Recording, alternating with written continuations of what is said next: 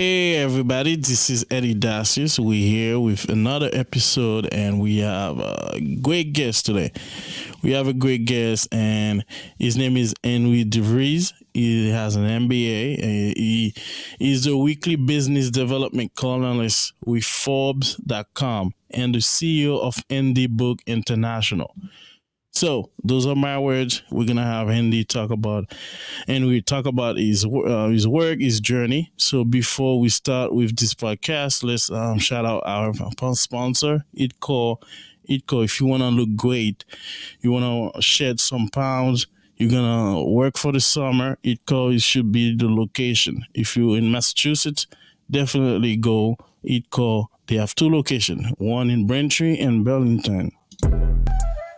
Now is the time to hop into the hottest 45-minute group fitness class around.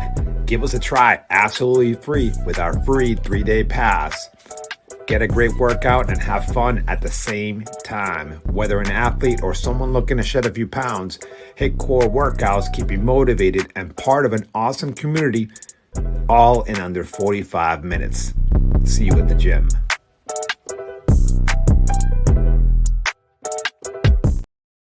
Yes, we have another sponsor. So this is Dacius Facility Management. If you're looking for your properties, so you need a facility manager, you need a project manager, you need a cleaner, you need a vendor management services, you should call them now, 617-237-0106. Or go online at www.daciusfm.com. Do you want to maximize the value of your commercial property and achieve optimal productivity and efficiency in your day-to-day business operations? That's where Dacius Facilities Management can help. DFM offers Boston area businesses help in key areas like building and preventive maintenance, handyman services, project and vendor management, and even security consulting at competitive rates.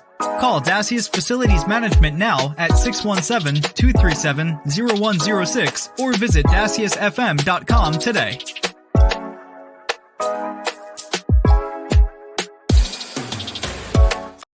Eddy DeVries is our guest today. He's an author of 17 books, including Marketing with a Book for Agency Owners. Wow. That's a great legacy so far. So we have Eddy with us. Eddy, how are you doing today? Eddy, I'm super good to be with your audience and help them get a little glimpse into how they can find right fit clients by marketing with a book and a speech. Wow. And that's great to hear because that's what this podcast is about, going into your journey and your life purpose. So before we get into that conversation, let's go with the intro with Divine Purpose Podcast. Welcome to the Divine Purpose Podcast, where we transport you along one of the more dynamic journeys of life. Have you ever been curious to know what it takes to become a successful leader? Or about knowing the secrets of life through the Bible? How about engaging in conversation where no topics are off limits? We will take you to new levels with guests who can help you grasp the importance of your calling. Now, here's your host, Eddy Dacius, founder of Dacius Facilities Management.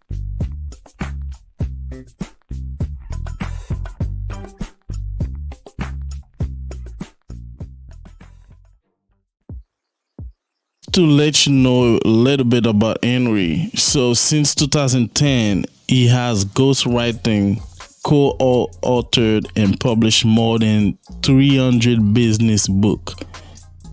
Wow. Eddy, what can you tell us about you today? I'm so excited to be on this podcast. Thank you for inviting me to talk about marketing with a book and a speech. It really comes down to that purpose and what is anybody's purpose. And I meet with a lot of people to help them with their purpose. We all have different faiths, and I respect that. And I'm in California. And when I'm in California, I have to talk a lot about the universe, that the universe manifests and the universe rewards activity. In other circles, I can say God helps those who help themselves. Yeah. And one of the things is on your purpose. Why are we on this planet? I read a great book by a rabbi, and it was about the business secrets from the Bible. And his first secret was, your purpose is to help God's other children. and you're to specialize in something and to help God's other children through your specialization. And God designed the world in this way. That is my belief. He designed it in that way, and that it works much better if we're all helping each other with what is our gift and our special purpose. Wow, what a great introduction. That's what we should expect from a book author, right? So let's go another direction. So you wrote a lot of books. You writing a lot of books. Which of your accomplishment you the proudest? Oh wow, you mean which book am I the proudest of? Because Eddie, I have to tell you, my books are like my children. And like my children, I expect them to take care of me in my old age. Yeah. So I love them. There's certain ones I'm particularly drawn to. My international bestseller is How to Close a Deal Like Warren Buffett. Yeah. In 5 languages, now in Chinese. So that's a great book. It's helped a lot of people. My most recent book I'm very excited about is Marketing with a Book for Agency Owners. Yes. And I say agency owners, it also helps people who are strategic consultants or business coaches or who have a high-end service, and it teaches them how to be an authority. Yeah. And I always say you can't spell authority without the word author. Yeah. You have to author these thoughts that are to help other people. It's not about you. Stories you tell might help them to understand or remember, but it's about helping them get what they want in life. There was an author that he's passed on now. I was a big fan, and he was a spiritual man. His name was Zig Ziglar, and he had a saying that is also one of my mottos in life. It's, you can get whatever you want in life if you just help enough other people get what they want. Wow. You should say it again. You can get whatever you want in life if you just get, I blew it. Let me try it again. You can get whatever you want in life if you just help enough other people get what they want. Wow. So let's go back to your early age. How was Henry growing up? Oh boy. I was in junior high and I knew what I wanted to do with the rest of my life. Not many junior high school students can say that. And I wanted to write and speak. And really, speaking is just reading what you've written aloud. So I wanted to make a living doing those two things. So in high school, at the age of 15, I landed a job as a writer for the local community newspaper. So I've been a paid writer for over 50 years now, and I've continued that I've always been having. Congrats. Thank you. There's always some journalism side hack to what I do. And I wanted to find that career where I get to be a writer. When I met the woman who would become my wife and we had that discussion, I said, you get one thing in life. So if we get married, what is the one thing you want? And I'll tell you the one thing I want. And she said, I want to be a mother. And she said, I want to be a good mother. And I said, okay, anything where that comes down, you get an automatic yes for the entire marriage. I want to be a writer. That's what my core is. I want to get ideas in print that help people. And she said, if it's ever about you being a writer, you get an automatic yes. And we've been married for 43 years, and we've had a lot of automatic yeses. And were all of them good decisions? No, but that didn't matter. Yeah. It was, we embraced what the person wanted, and we went in that direction. So any thought on maybe you can share with us your favorite childhood memories? I had a great childhood. I grew up on a dairy farm. I went to work at the age of 6. At the age of 6, I was to report to work, and so I'm a 6-year-old boy, 7 a.m., this huge cow barn. It's long, and through the week, all this crud gets accumulated on the barn. Yeah. And my father had a bucket of hot sudsy water, gloves, and an iron brush. And he said, he gave me my first HR orientation. I didn't know until I gave his eulogy 50 years later that would be the best HR orientation I ever had in my entire life. But he said, okay, Henry, I have to explain your job. Every Saturday morning at 7 a.m., you're to report to the dairy barn. Now, through the week, a lot of crud from the cows build up on the walls. Now, there's somebody called the government inspector. The government inspector comes every week and he measures something. It's invisible, but he measures something called germs. And if there are too many germs in our barn, he takes our milk, opens up the big tank, and pours all the milk out into the street, into the gutter, and it goes into the sewer. We don't get to sell the milk, so we get no money. And so we have no money for food that week. Do you understand? Well, I understood that the villain of the story was the government inspector, and I like to eat, Eddie, so I understood like no money for food. And he says, now, here's your job. You're going to clean this barn with this hot water and this scrub brush. Yeah. But you have to do it in a certain way. I said, how do I do it? And he goes, okay, you turn your back. So your back is toward the whole barn. And the barn was like 100, feet. Yeah. And he said, turn your back at it. And I just want you to take one step backwards. So you see about 1 foot of the dirty wall. You take the scrub brush and you clean it. You clean it until you can admire it and admire how clean it is. And then you take another step backwards. And you keep doing that and just focus on what you've made clean. And before you know it, your bum's going to hit the back of the wall. You're going to be done. We're going to go home. I'm going to make you your favorite breakfast, which was fried eggs, fried potatoes, bacon. He said, then we're going to sit down, and for an hour, we're going to watch cartoons, the Bugs Bunny cartoon show for an hour. Yeah.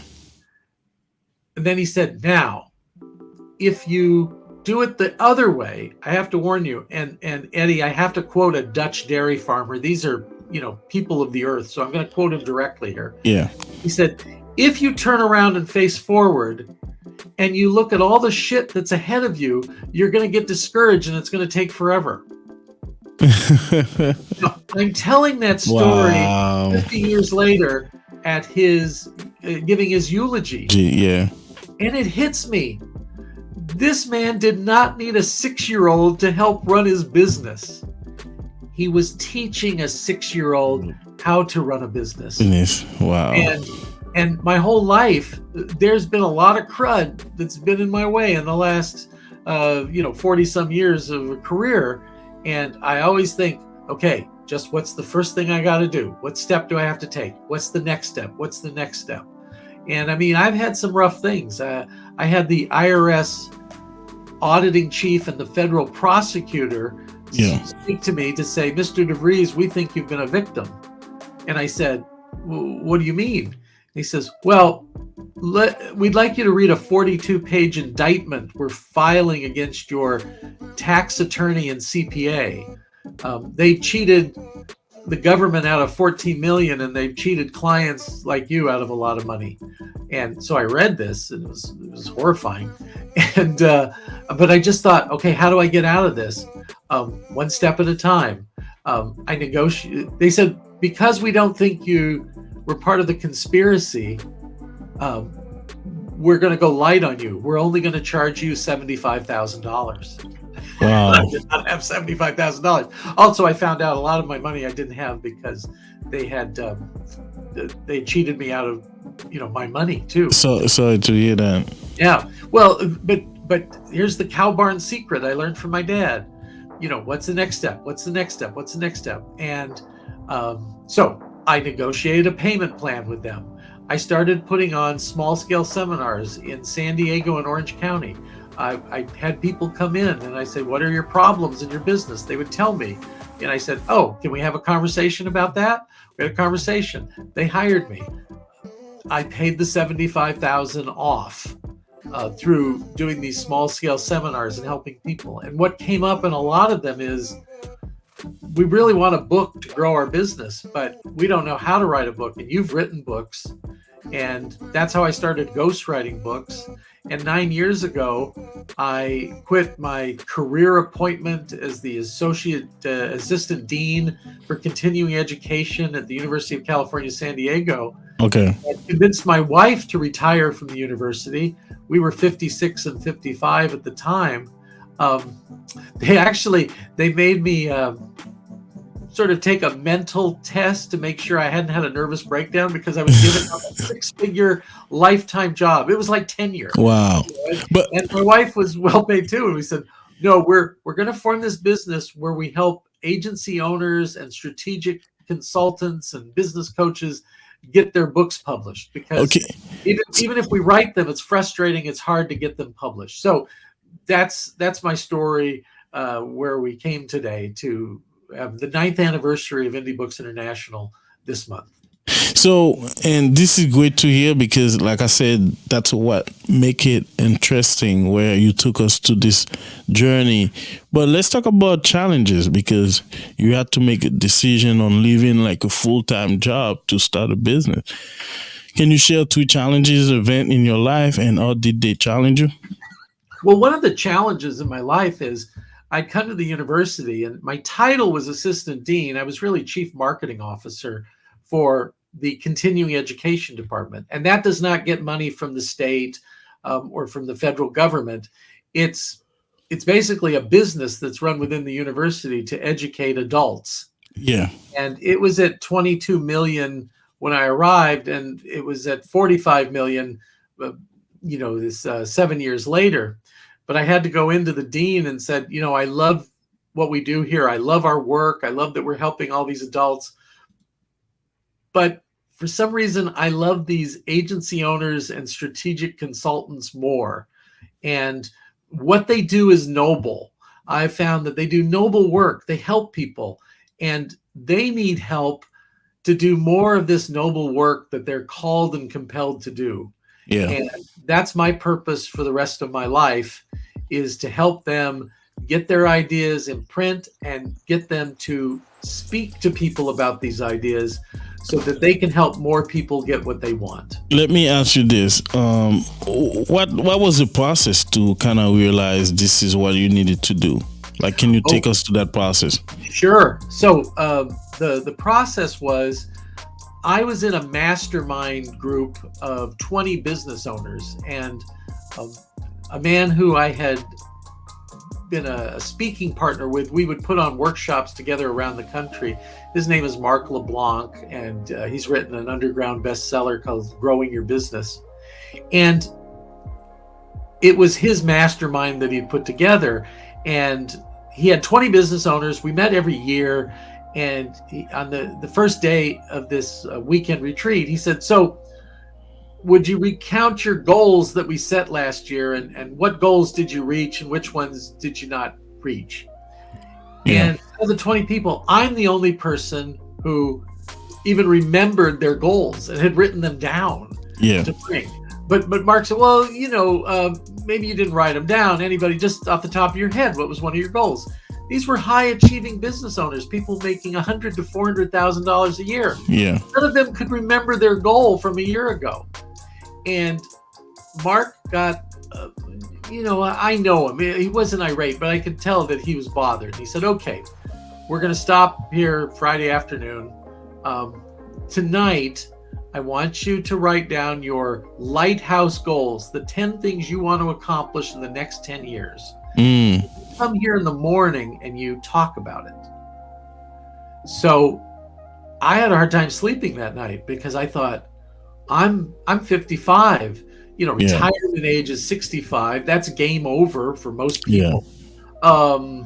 I'm hearing news stories every day about somebody younger than me passing away. Yeah. I thought, okay, this isn't good. It's like in I'm a soccer fan, or football around the world. They have that thing called injury time, where the game, it's 90 minutes and it's not over. It's like additional time, right? The referees have added up some additional time. When will the game end? We don't know. I'm in additional time right now. We don't know when the game ends. So I put together a list of these 10 things. And I realized if I stayed at the university, I would not be able to accomplish the 10 things on that list. And we came into the meeting in the morning, and Mark went around to ask everybody, so how are you feeling today? And Henry, how are you feeling? I said, I'm a calm and peaceful person. Well, this was a little different than everybody else in the group. He says, why are you a calm and peaceful person? I said, because I know what I'm going to do for the next 10 years. Wow. And one of the things was, I have to quit this university job. I have to talk my wife into quitting her job. We have to start up the business we used to have years ago. And we need to do all these things. So that night, the retreat was at a hotel, but I drove home to see my wife. And I said, after the retreat tomorrow, I'm going to have a couple hours in the afternoon. Then I have to go out of town to give a speech. Could we have a 2-hour board meeting? So a board meeting is our code for major decisions in our life. And she was cleaning up after the pets at that moment. And she goes, okay, do you know you had already asked me for a 1-hour board meeting for tomorrow, and now you've asked for a 2-hour board meeting? So she said, so what's on your mind? And I said, well, you're cleaning up after the pets now. I don't want to. She goes, no, if my life is changing dramatically, I want to know about it right now. Yeah. We sat down on 2 chairs, and I started by saying, remember how we said when we would be 55, we would retire and we would do all these things on the list of things we wanted to do? And I mentioned some things. And she says, oh, I remember very well. And I said, well, if we keep on our path right now, we will not do these things.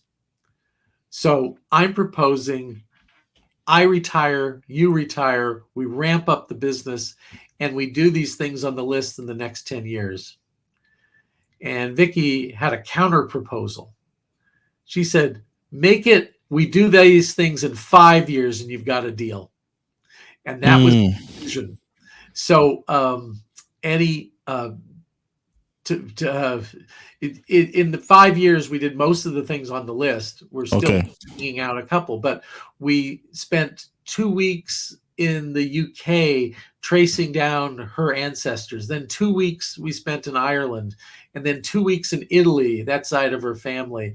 And then, Paris, I leave tomorrow to take her for 2 weeks in the Netherlands, where my family's from, where I took her when we were just married, and I took her and my baby, 13-month-old baby, to see the relatives in the Netherlands. Now I'm taking her back to see 8 million tulips in bloom. And not that, it's we don't have to eat all the peanut butter and jelly sandwiches we did like on the first trip. It's like we got a little more now. I just had a friend with me someplace, and we were both talking about Yosemite and how beautiful Yosemite is. And we had graduated college together back in 1979, and now he's the head of this big prestigious law firm. And we were watching a golf tournament together, and he said, Sally and I want to go to Yosemite next year. I said, Yosemite is one of my 10 favorite places. I try to get there every year. Vicki and I honeymooned in Yosemite. Wow. And this man said, Steve said, oh, did you stay at the Ahwahnee Hotel? The Ahwahnee Hotel is the fancy luxury resort. Rooms are $500 to $1,000 a night now. Yeah. And he said, did you stay there on your honeymoon?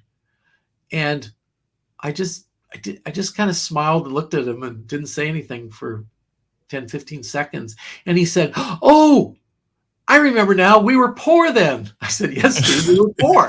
So we stayed at the cheapest tent cabin they had. We debated whether we should have a salad with our dinner or not. Should we save that money for something else? Let me ask you this now. Let me ask you this, because this is a good note in terms of what you're talking about. So is there one thing you wish you knew before? Because technically you have two careers, right?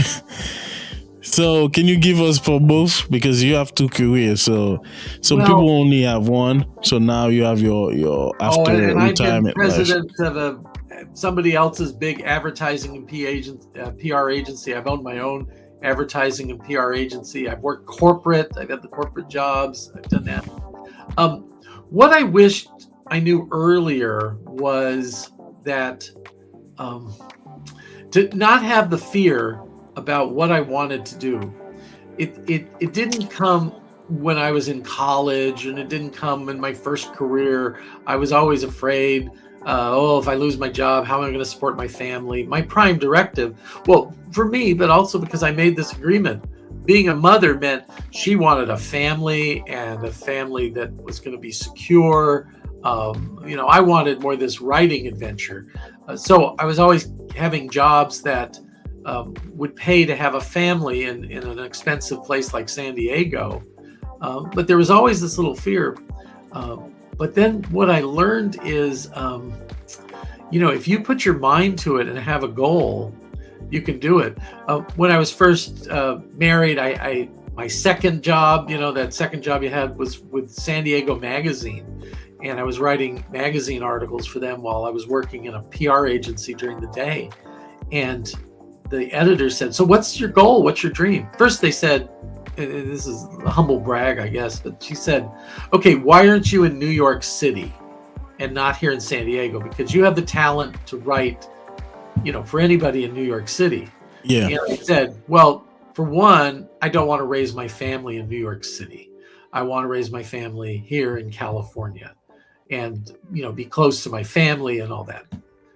I said, though, being in New York excites me. She said, well, you're smart enough to figure out how to get somebody else to pay for you to go to New York. And I did. And I went to New York and met with publications and editors and did all sorts of things as a side hustle for 20 years on someone else's dime. And then when I was starting my agency and helping these people, there was this common thread that all of these people who were the big names in the field had all been to the Harvard Business School. Yeah. And, I graduated from the University of California at San Diego. I had an MBA from San Diego State University, no slouches, but not Ivy League. And so I got into the Harvard Business School through the back door. Okay.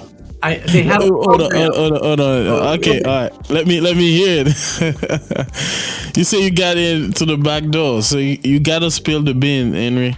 Oh, okay. Let me spill the beans how I got in the back door, and it's useful to other people. So my mom, the New York waitress, used to always say, if you don't ask, you don't get. So the Harvard Business School had a program for the leaders of the biggest professional service firms in the world. And they were only taking 90 people into this program. And you had to be a leader of one of these big firms. I'm a solo person here. Yeah. So my entrance exam began with, based on your entrance criteria, you should definitely not admit me to the Harvard Business School. I would like you to make a new decision based on the following information. Not everyone who needs what you teach can afford or qualify to attend your program. Yeah. If you admit me, I will be a missionary for what you teach, and I will share this information with all of these people who need the knowledge. I hear nothing from Harvard, nothing at all. So I think, well, nothing ventured, nothing gained. So yeah. And then I get a call one day from the registrar at the Harvard Business School. And they said, Mr. DeVries, we're confused here at Harvard. And I said, what's confusing Harvard? She said, based on the passion of your entrance exam, we don't know why you didn't accept our offer of admittance to the Harvard Business School. Did you know, Eddie, that 2% of the mail gets lost every year? The U.S. Postal Service is proud that they only lose 2% of the mail. Well, my acceptance letter was part of the 2% that year. And I said, never got the letter. Never got it. She goes, well, no problem. We held a spot for you. It starts in 3 weeks. We just need your a registered check for $9,000 for the week. I didn't have $9,000. And I thought, where am I going to get $9,000? So this is knowledge. I had to have the knowledge where to get $9,000. And I go, 1, savings. No, wipe that out to start the business. 2, retirement account. Wipe that out to start the business. Loan from insurance. Wipe that out to start the business. A loan from family and friends. They're all poor. That's not going to work. Money from a client. And I go like, wait. I said, I get it from a client. There's a client I used to have. He's bought this new pest control company. I know he's struggling. I called him up and said, I know you're struggling with the new pest control company. I can double revenues in under 6 months for you. Wow. How much would that cost? I said, $9,000. I need a check this week. And then I'll begin when I get back in 3 weeks from the Harvard Business School. So he said, would you like me to drive it over, or could you come pick up the check? So pay the school, get in. I'm with all these top people, and they're kind of like, ooh, and you're a person of one. And they so I became pretty special on why they let me in. And I talked to the admissions people because I was wondering, like, is it just, I was the 90th person to apply, and if I had 9,000, they would, sell me the spot. And I found out, no, they turned down hundreds of people. They said both self-select. Not many people like you would even bother to apply. But we got you in. Oh, so by the way, I doubled his revenues in under 6 months. I taught his sleepy pest control company how to be a leader in the industry. So, what was your time in Cambridge? I spent 2 weeks there. So at the executive education program, I think their model is the U.S. Marine Corps, because you get until about 7 a.m., from midnight to 7 a.m. is your time. And at 7 a.m., you're having breakfast and meetings. You're in class at 8. You eat with your cohorts for breakfast, lunch, and dinner. And then after dinner, you work on projects and programs until you collapse at about midnight. They told us, you're not going to go to any restaurants or see Boston. You're not here to start seeing, right? No. And the other program that I was in was managing social enterprises. So a lot of my work was helping nonprofits manage themselves, 501c companies, and I had worked in corporate in that, and so that was pretty intense. But at the guest speakers at the Harvard Business School, because I taught at the University of California, San Diego, but so my professor says, the Secretary of Commerce is coming in today, Henry, and I said, the Secretary of Commerce of what? And he said, why, the Secretary of Commerce of the United States. I said, you invited him? He goes, no, he asked if he could come meet with the people in the course. Go, wow. So the social enterprise one, we were going to have a discussion about civil rights and before Black Lives Matter, but that's what it was about, and these things and this nature. And I was looking at somebody in the class. He wasn't part of the students, but I got like, God, he looks familiar. And the professor says, Andrew Young, the chair of the NAACP, I asked him to stop by in case you had any questions you wanted to ask or clarify as we do the work today. Wow. There's a guest speaker. And I asked the professor, I said, how'd you get him to come and this? And like, what do you have to pay? And he goes, I'd done a favor for him, so I didn't have to pay anything. I just asked, and he flew in. I thought, okay, there's a business model where the only one I know like it is famous for the line, "We're going to do some favors for you in one day. And then this day may never come, but a favor may be asked of you. And if it's within your power, you must grant it." Is it grandfather? No. Yeah, Is it's it the Godfather? Godfather. Yeah, So Godfather. Yeah, similar Godfather. business model at the Harvard Business School. Wow. I love you saying that. No, Henry, this is great, man. We even pass our break. That's how much I really enjoy this. So let's go to break, and we'll be back with Henry DeVries. Now is the time to hop into the hottest 45-minute group fitness class around. Give us a try absolutely free with our free 3-day pass. Get a great workout and have fun at the same time. Whether an athlete or someone looking to shed a few pounds, hit core workouts, keep you motivated and part of an awesome community, all in under 45 minutes. See you at the gym.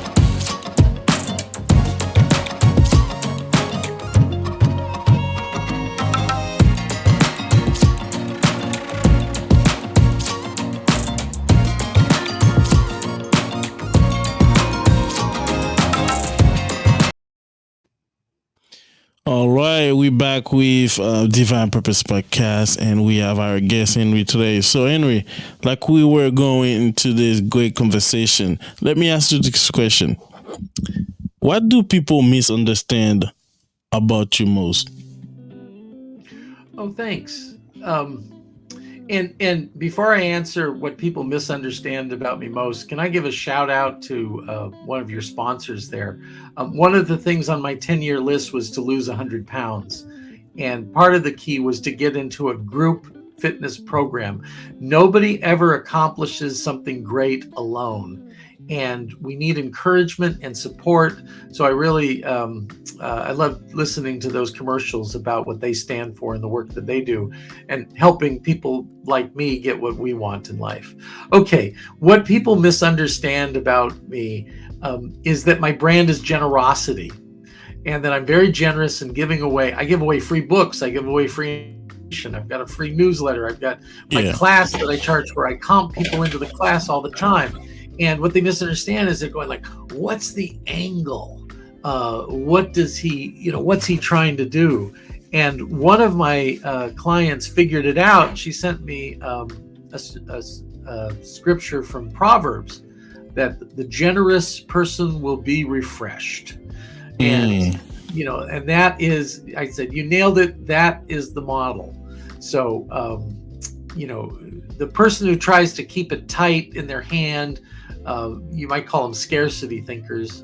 They're not going to get it. Abundance thinkers are great. But what happens with people who are scarcity thinkers and they see abundance and they go like, these people, there's a catch. There's something they're trying to do. It's called the law of reciprocation or karma or kismet, call it what you will. But the more I give, the luckier I get in business development. And it's not necessarily the person I help, but my business is fueled by the 4 magic words in the English language. I know a guy.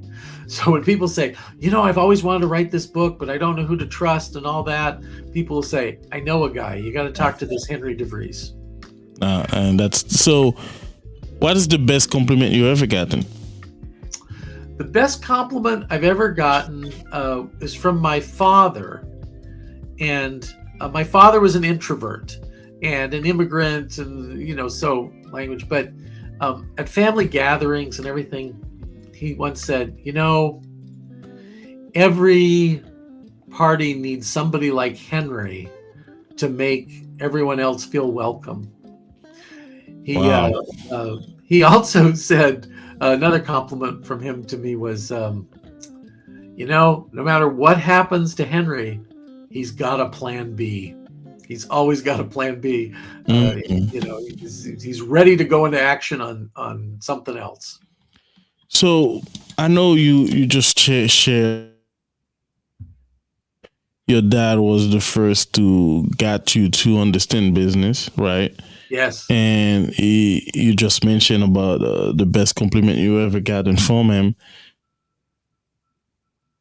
How did these events help you keep going and shape you who you are now? So, for the first, from 6 to 18, I'm spending every day in manure. I was being taught how to run a business, but I didn't know it. So if you'll indulge me in another story. So Dutch dairy farm, family. And when I'm 8 years old, I'm taken to grandma and grandpa's house, and dad would be there. Yeah. And they were talking about business. They were always talking about the business. And if I said anything or asked a question or anything, I was ignored, like I wasn't even in the room. And Okay. I thought like, why am I here? It's like, why am I here?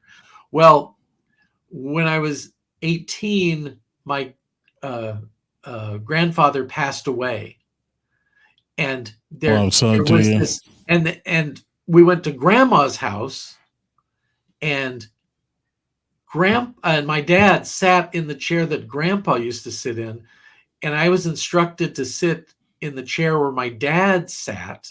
Yeah. And then things would come up and they would say, so Henry, what do you think we should do on this? What's your advice? Weigh that. Yeah. And my family, Dutch people don't talk emotions or anything, Yeah. There was nothing about, there's been a change and how much we miss them. And, your role has changed. There's no conversation like that. But it took me, I thought like, oh, I'm now the consigliere in the family. Godfather. I was like, oh, that was dad. He was the consigliere. Now he's, that's your turn, right? And the real Don was grandma, by the way, because she controlled the money. Yeah. So until she passed, and the chairs shifted again, so I don't, So probably my daughter, Devin, who works at the company now, I've told her some of those stories, and I've told her like, yeah, you're now in the consigliere chair, Devin.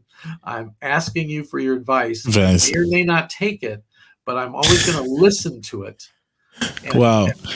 So let's go to, there's a segment we call Hot Topic. Hot Topic is a segment where, it's a fun segment where we ask questions that relate to your profession and where people would not have a chance to ask you. Let's go with Hot Topic now with Eddy Dacius, with Divine Purpose Podcast on this episode.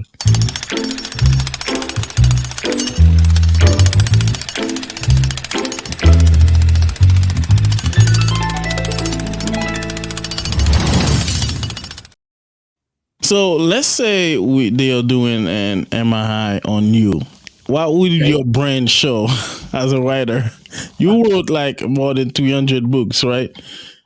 Yeah, so 300 books and that. And you're going to find a storyteller. And I was raised to be a storyteller. And I know that human brains are hardwired for stories. So I teach other people the importance of stories if you want to persuade them. And persuade is not manipulate.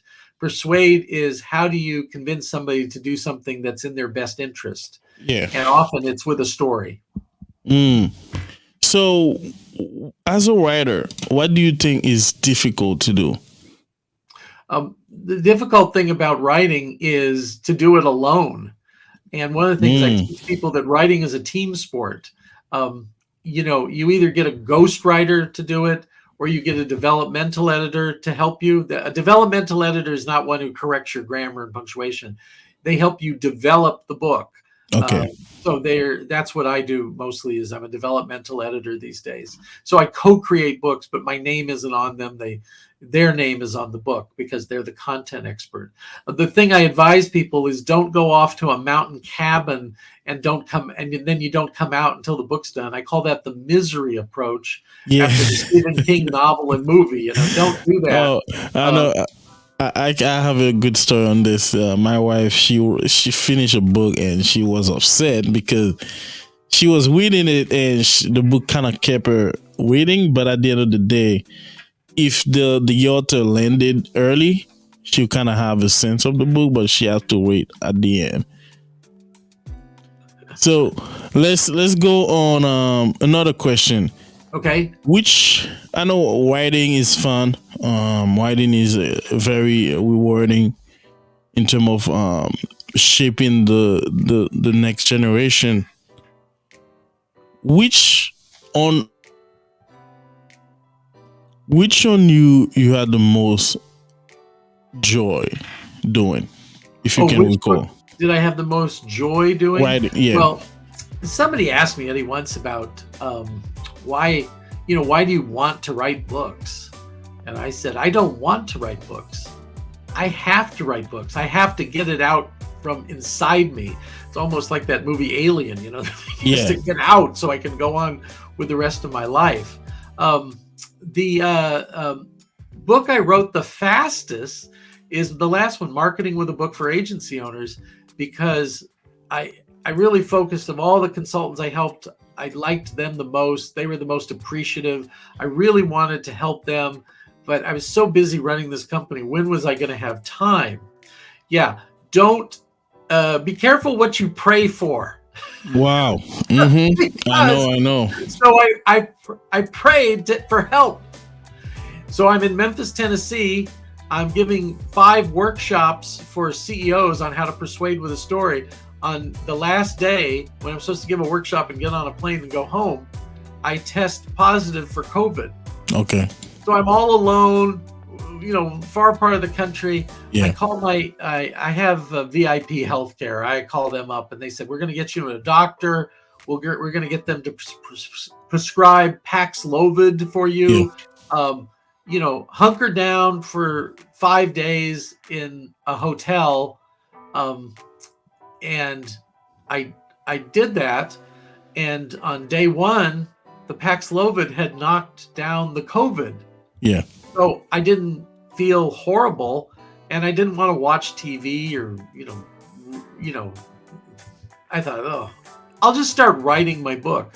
5 days later, that book was written. It was a love letter to agency owners, and it was just from my heart, all the best things that they can do to do more of that noble work that they're called and compelled to do. Yeah. And the frustration for many of them, I found out for 2 out of 3, the number one fear is not enough right fit clients. Yeah. And the second biggest fear is they don't have enough time to pursue business development. And a lot of people are depending on them to do the business development because, if they don't get clients, people don't eat. It's like the milk's going to be pouring out into the gutter and it's going to go down the sewer and we've got no money for food. Yeah. That's how the agency employees feel about, you need to get the clients for us. That's your job, agency owner. So that came out as a labor of love in 5 days. So let's talk about this in terms of, where do you see? Okay, how can you categorize a good book? Like, is there a few things you can say that is define a good book? Oh, I say something different than other people, Eddie. And I'm a little contrarian on this. A great book follows one of 8 great stories. Matter of fact, I met with some business leaders in 2014 in LA, and I'm in a high rise, and the attorney, the managing partner of this big law firm, afterwards took me in and said, my grandpa was a producer in Hollywood in the 20s and 30s, and Dad was a producer director in the 40s and 50s. Grandpa used to tell me we only make 8 movies in Hollywood, and I never knew what he meant until you told me today. And every great book follows one of 8 stories. It's either an overcoming the monster story. Oh, I studied the 100 greatest business books of all time. It's not just movies and plays. Hollywood only makes 8 movies. There's only 8 stories you should tell. It's either an overcoming a monster problem story. Yeah. It's a Cinderella rags to riches David versus Goliath story. Yeah. It's a comedy solution or a tragedy solution. Comedy solutions are wacky ideas that work. All's well that ends well. Comedy of errors, Shakespeare. Yeah. And then, or it's a tragic story, which is a cautionary tale about somebody who tried to take a shortcut against the laws of God, universe, nature. Yeah. Oh, Eddie, when I'm in California, I say the universe. And when I'm in the Midwest and the South, I say God. I'm bilingual. I can speak both languages. There you go. Now, there's also the mystery story, the quest for a prize story, the redemption, rebirth, comeback story, and then finally the escape, or I call it the escape from crazy town story. So I help people know that what is the overarching story you want to tell about your work? And then neuroscientists have proven that people don't make decisions with the logical part of their brain. They make decisions with the emotional part of the brain. And stories go straight to the emotion part. And I also teach people that your stories matter. The world does not need another book on sales or marketing or leadership. There's plenty of books to tell you all those things. Diet and exercise. What the world needs is your stories. Because your stories will inspire and encourage them and show them the path and the plan of people who got from where they were or are and where they want to go. And these stories, because sometimes people have these, horrific comeback stories. And I go, you have to understand the world needs to hear that story. It's hard to get up and get out of bed every day for a lot of people. And a story like yours will give them lift, and they'll be able to say, if they did that, I can do it. That's why I tell people I used to not tell people that I chose the wrong attorney in CPA and it cost me $75,000 and I could have wound up in prison if the IRS didn't believe me. But I tell it because people go like, wow, okay, I've had some serious things happen. If that guy can come back from this, I can come back too. Wow. Well said, Henry. So let's conclude our time with our topic.